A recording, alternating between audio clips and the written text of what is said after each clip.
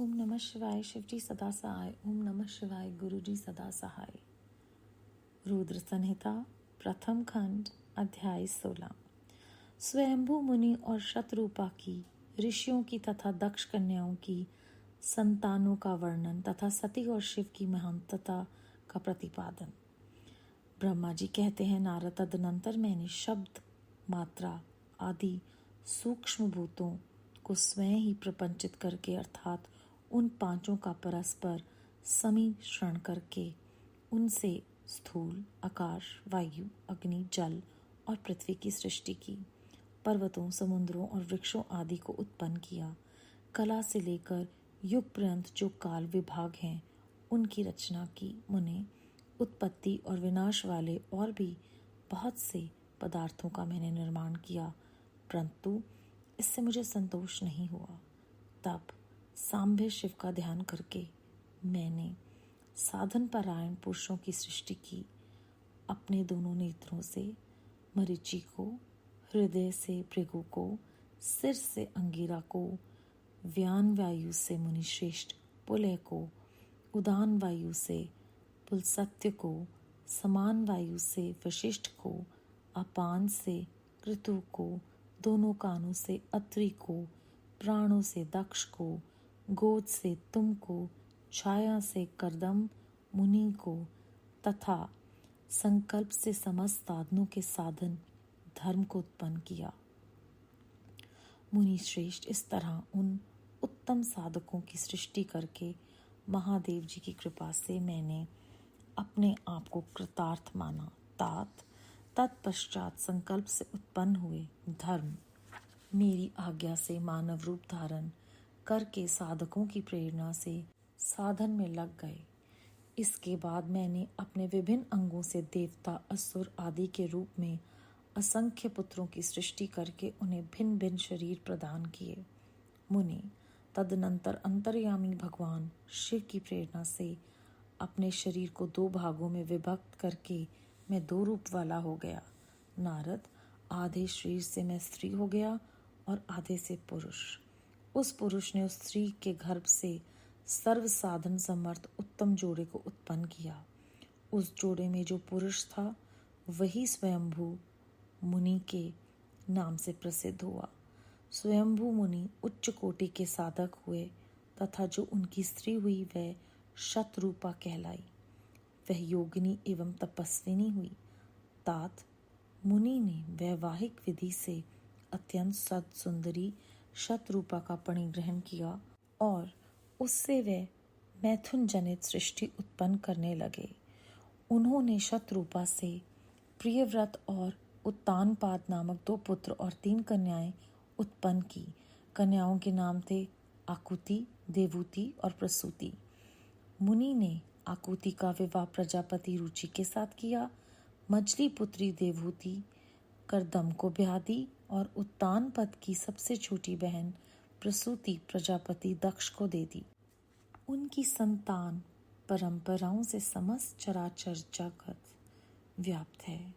रुचि से आकुति के गर्भ से यज्ञ और दक्षिणा नामक स्त्री पुरुष का जोड़ा उत्पन्न हुआ। यज्ञ के दक्षिणा से 12 पुत्र हुए। मुने, करदम द्वारा देवहूति के गर्भ से बहुत सी पुत्रियां उत्पन्न हुई। दक्ष के प्रसूति से 24 कन्याएं हुई।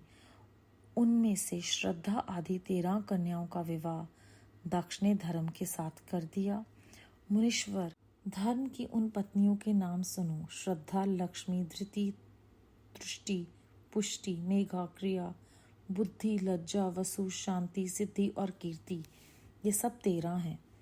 इनसे छोटी जो शेष 11 सुलोचना कन्याएं थी उनके नाम इस प्रकार हैं: ख्याति, सती, संभूति, स्मृति, प्रीति, क्षमा, सनति, अनुसुईया, ऊर्जा, स्वाहा तथा स्वधा।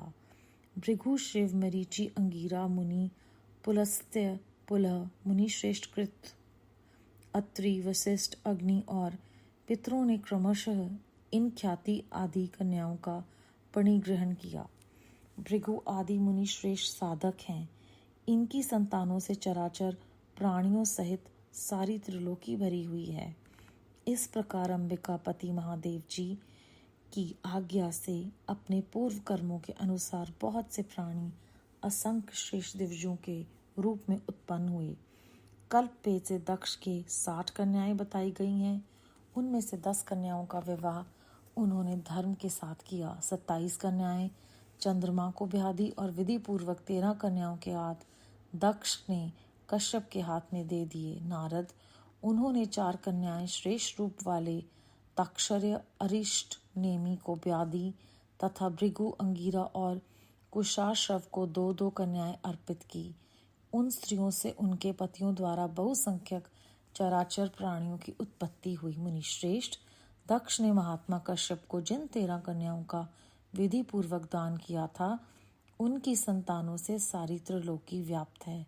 स्थावर और जंगम कोई भी सृष्टि ऐसी नहीं जो कश्यप की संतानों से शून्य हो। देवता, ऋषि, दैत्य, वृक्ष, पक्षी, पर्वत तथा तृणलता आदि सभी कश्यप पत्नियों से पैदा हुए हैं। इस प्रकार दक्ष कन्याओं की संतानों से सारा चराचर जगत व्याप्त है।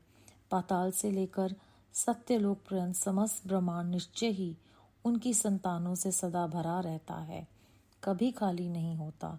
इस तरह भगवान शिव की आज्ञा से ब्रह्मा जी ने भली भांति सृष्टि की।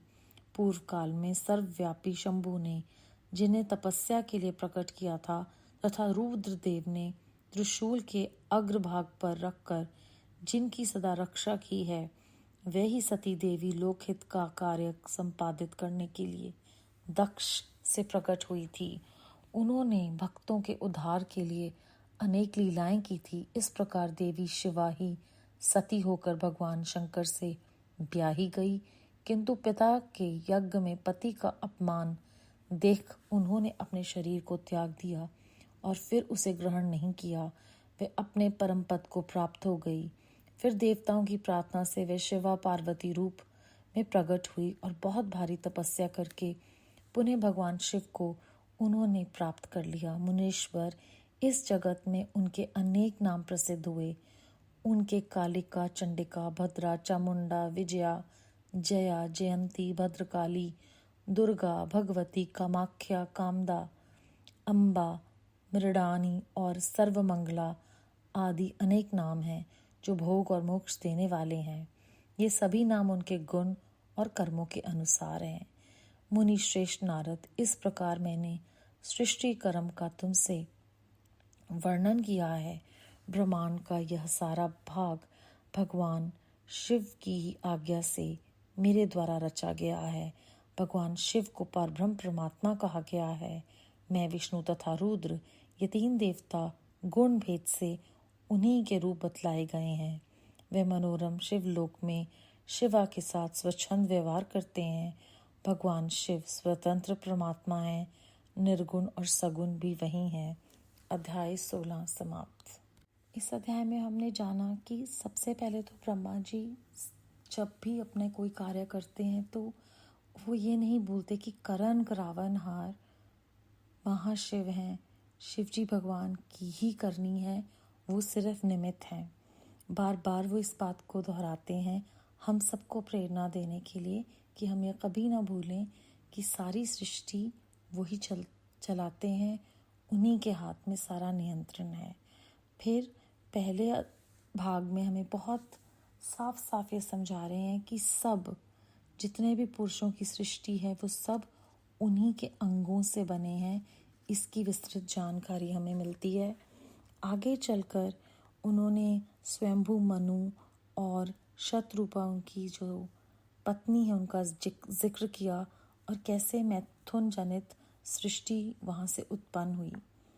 उसके बाद जितने भी नाम हैं, जैसे धर्म की पत्नियों के नाम, पहले तो धर्म की पत्नियां जो हैं उसके साथ लिखा ये सब 13 है।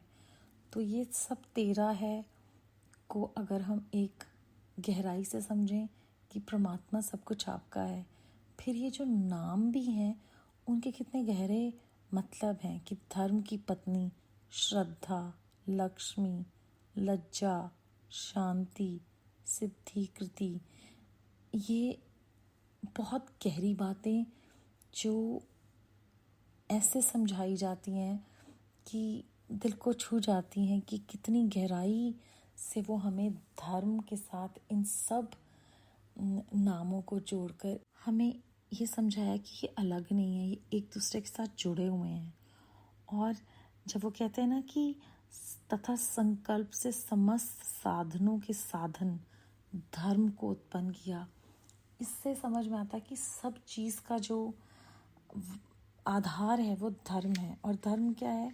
सिर्फ वो करना जो परमात्मा हमें प्रेरित करते हैं सही सही करने के लिए। कर्म करावनहार वो हैं, लेकिन ये सारी बातें इस तरह से लिखी गई हैं कि हमें सोचने पे मजबूर करती हैं कि देखो, जो एक कहानी के रूप से समझाया जा रहा है उसके पीछे जो गहरे राज हैं, जो गहरे संदेश हैं, क्या हम उनको समझ पाते हैं? और फिर उन्होंने कहा है कि सारी सृष्टि में इन्हीं की संतानें जो हैं वही व्याप्त हैं। कोई भी जो आधारभूत है वो उन्हीं के अंश हैं। हम ये समझाया है। और फिर उन्होंने कहा है कि गुणों के आधार पर माँ के नाम है, गुणों के आधार पर 3 रूप हैं, ब्रह्मा जी, विष्णु जी और रुद्र। तो ये गुणों के आधार पर हम अलग हैं, पर पूरी सृष्टि जो है वो ब्रह्मा जी कहते हैं कि उन्हीं की है। और भगवान शिव जो हैं वो स्वतंत्र परमात्मा हैं, निर्गुण हैं और सगुण भी हैं। बेअंत शुक्राना गुरुजी महाराज का। उन्हीं की सोच है, उन्हीं की दी हुई प्रेरणा से ये सब कुछ कहा सुना जा रहा है। हम सच में बहुत बहुत बहुत ब्लेस्ड हैं। बेअंत शुक्राना गुरुजी महाराज।